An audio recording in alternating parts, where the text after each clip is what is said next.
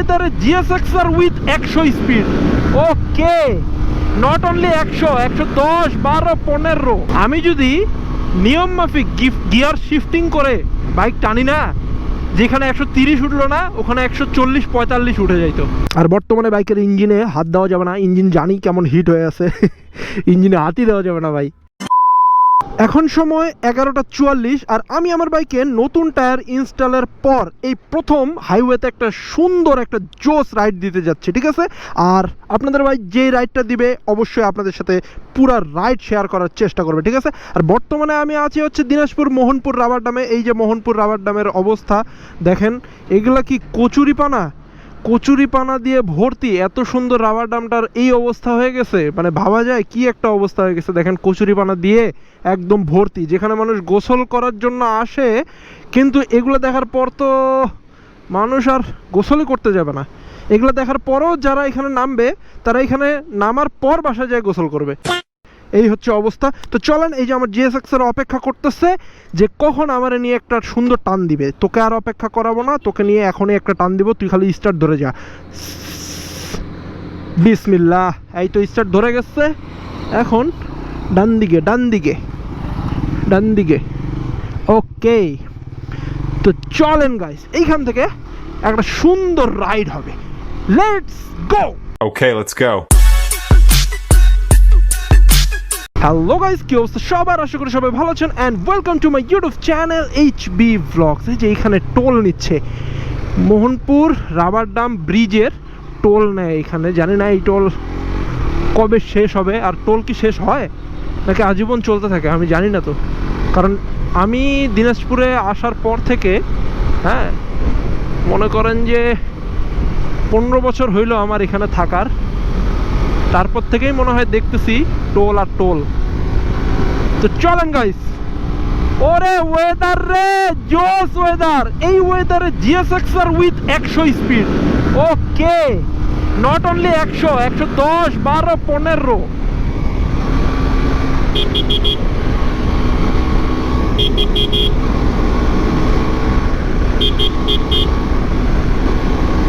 নতুন টায়ার লাগানোর পর প্রথম টানতেছি গাইস, হালকা, একদম উড়াধুরা টানবো না।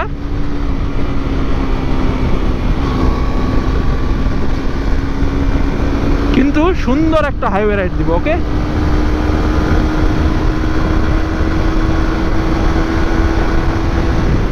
একশো 20 উঠে গেছিল। হালকা টানেই GSX-R 130, 40 হিট করে ফেলে।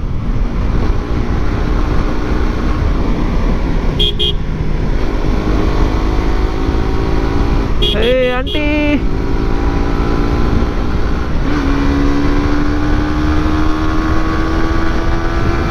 ও চার গিয়ারে দেখি কত উঠে। ও মাই গড, আরো উঠবে, সামনে রাস্তা নাই।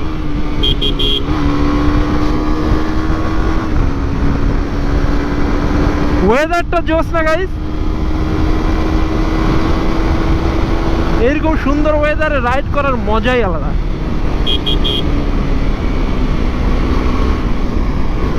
ও, এই জায়গাটা তো আরো জোস, দেখেন।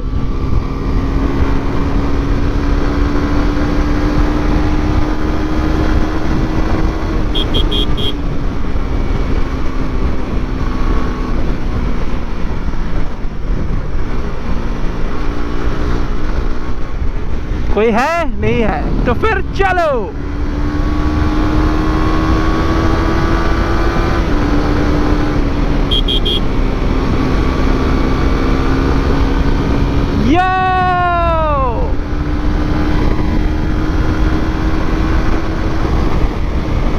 ভাইজান কি পেট্রোল পাম্পে তেল নিতে ঢুকলো? এখন কি তেল দিচ্ছে সব জায়গায়? ওয়াও।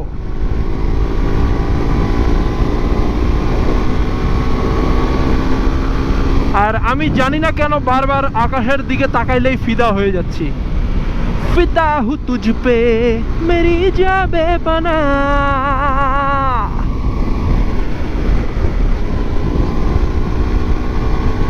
আকাশটা পুরাই নীল, হালকা হালকা মেঘ, কতগুলো ইফেক্ট থাকে না এরকম? মোবাইলে কিন্তু কতগুলো ইফেক্ট থাকে, বিশেষ করে শাওমি ফোনগুলায়। এরকম আকাশের ইফেক্ট থাকে, এরকম মেঘাল আকাশ।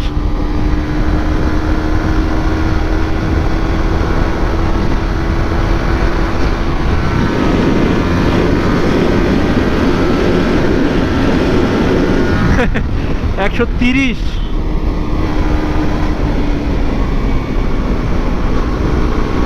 আমি যদি নিয়ম মাফিক গিয়ার শিফটিং করে বাইক টানি না, যেখানে 130 উঠলো না ওখানে 140-45 উঠে যাইতো।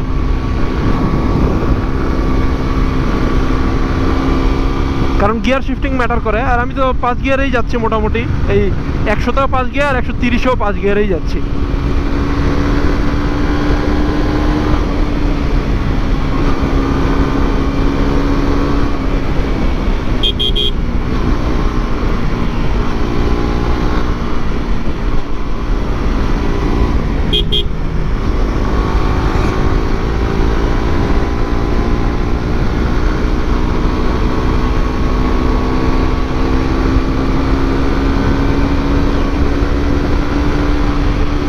সামনে আছে স্পিড ব্রেকার।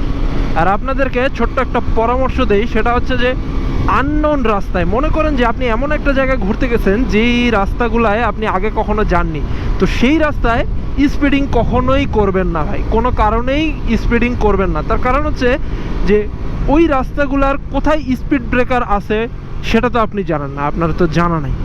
তো হুট করে যদি সামনে একটা এরকম স্পিড ব্রেকার পড়ে আর ওইটার উপর দিয়ে যদি আপনি বাইকটা নিয়ে জোরে যান, আপনি কন্ট্রোলই করতে পারবেন না, আল্লাহ না করুক আপনি কন্ট্রোলই করতে পারবেন না। তো সেই কারণে অচেনা কোনো জায়গায় কখনো বাইকের গতি বাড়াবেন না। আর আমি এখানে একটু রাফ চালায় আসলাম, যে তার কারণ হচ্ছে যে এই রাস্তা একদম আমার A to Z মুখস্থ, সেজন্য আমি একটু টানাটানি করে আসলাম। আর নতুন টায়ার লাগাইছি, নতুন টায়ারের নতুন মজা, সে কারণেই হালকা টানলাম।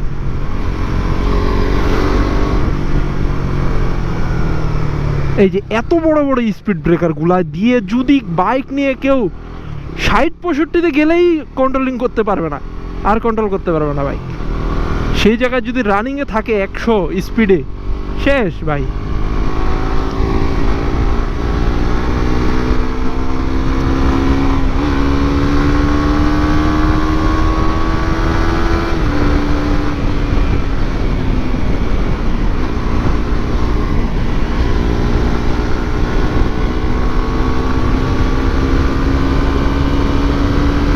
এই জায়গায় রোদ, সামনে আবার ছায়া, পুরা ছায়া সামনে। ও নো, এই যে ছায়ায় ঢুকে গেলাম, একদম ছায়া।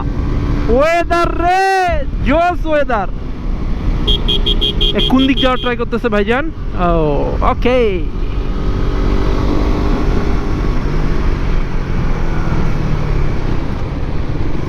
পেট্রোল পাম্পগুলোতে কি তেল দিচ্ছে? না না, বন্ধ করে রাখছে। এখনো কেন তেল নাই? তেল নাকি সব জায়গায় দিচ্ছে, তেল নাকি আছে, তাও বন্ধ কেন? কিন্তু হ্যাঁ, এই যে এই পেট্রোল পাম্পটায় এমনিতেই আগের থেকে কিন্তু মাঝে মাঝে তেল থাকতো না। মাঝে মাঝে গেলে পাইতাম না, প্রায় পাই নাই।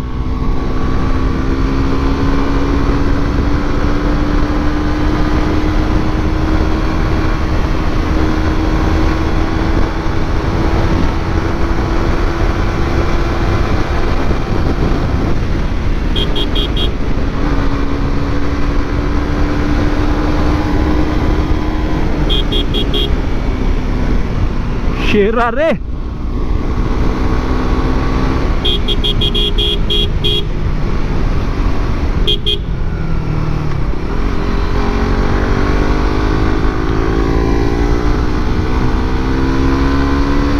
Oh my God!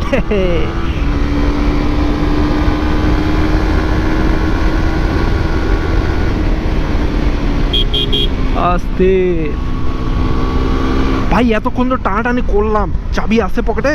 হ্যাঁ আছে। মোবাইল আছে? আছে রে ভাই। মানিব্যাগ?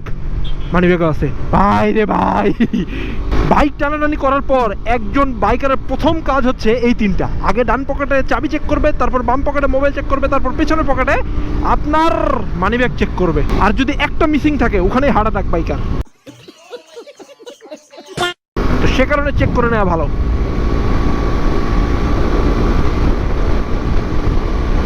অনেক দূর চলে আসলাম গাইস, বেশিক্ষণ লাগে নাই মনে হয় না। ওহো, আমার বাইকের ব্যাটারি খুলছিল আর আমি টাইমটা ঠিক করতে ভুলে গেছি, ওই জন্য এখানে দেখাচ্ছে 10:45, কিন্তু আসলে 12টা বাজতেছে মনে হয়। টাইমটা ঠিক করতে হবে গাইস। বাইক জোরে চালালে না রোদের তাপটা আর কিছুই মনে হয় না, রোদ কিন্তু লাগতেছে ঠিকই গায়ে, কিন্তু বাইক জোরে চালানোর কারণে বাতাসের ধাক্কা খাওয়ার কারণে মনে করেন যে রোদটাকে আর রোদই মনে হয় না, আপনি যত রোদেই গাড়ি চালান। কিন্তু হ্যাঁ, যখন আপনি বাইকটা নিয়ে থামবেন তখন শেষ ভাই, তখন অবস্থা খারাপ হয়ে যাবে। কিন্তু বাইক চালানো অবস্থায় বাতাসের চাপে রোদটাকে আর কিছুই মনে হয় না। যেমন এখন কালো কিন্তু হইতেছি কিন্তু রোদের চাপটা ফিল করতে পারতেছি না বাতাসের চাপের কারণে।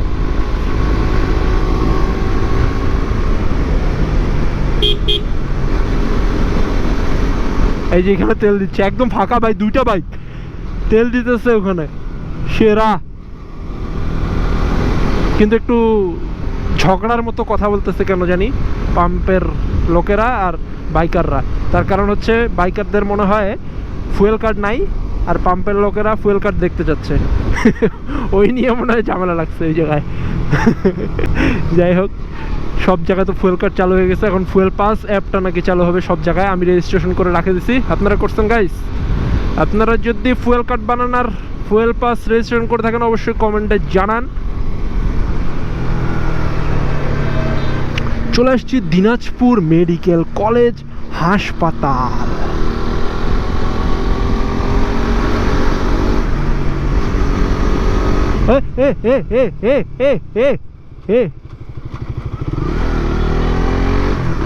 তো গাইস দিনাজপুর মেডিকেল কলেজে চলে আসছি, চলেন একটু ভিতরে ঢোকা যাক।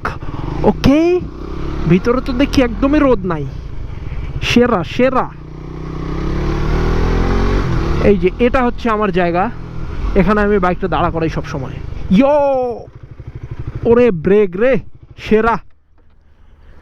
এমনিতে আরসিবি, তার উপর নতুন টায়ার লাগাইছি ভাই, জোস ব্রেক দিচ্ছে, জোস, কিছু বলার নাই, সেই সেই সেই। তো গাইস চলে আসলাম সুন্দর একটা রাইড দিয়ে, আশা করি রাইডটা এনজয় করছেন আমার সাথে সাথে আপনারাও। আর বর্তমানে বাইকের ইঞ্জিনে হাত দেওয়া যাবে না, ইঞ্জিন জানি কেমন হিট হয়ে আছে ইঞ্জিনে হাতই দেওয়া যাবে না ভাই, কিন্তু কোনো সমস্যা নাই, জিএসএক্সআর লিকুইড কুল, ইঞ্জিন চট করে গরম হবে, ফট করে ঠান্ডা হয়ে যাবে, কোনো সমস্যা নাই, একদম চিল। কিন্তু বাইকের কুল্যান্ট ঠিক থাকতে হবে, রেডিয়েটর ঠিক থাকতে হবে। তো গাইস ভিডিওটা আর বড় না করে, ভিডিওটা ভালো লাগলে অবশ্যই ফেসবুক পেজটা ফলো করে দেবেন আর ইউটিউব চ্যানেলটা সাবস্ক্রাইব করে আপনাদের ভাইকে সাপোর্ট করবেন। আবার দেখা হবে আপনার সাথে নেক্সট ব্লগে কোনো এক টপিকের উপর। ততদিন সবাই ভালো থাকবেন, সুস্থ থাকবেন আর অবশ্যই সেফলি রাইড করবেন। আল্লাহ হাফেজ, টাটা।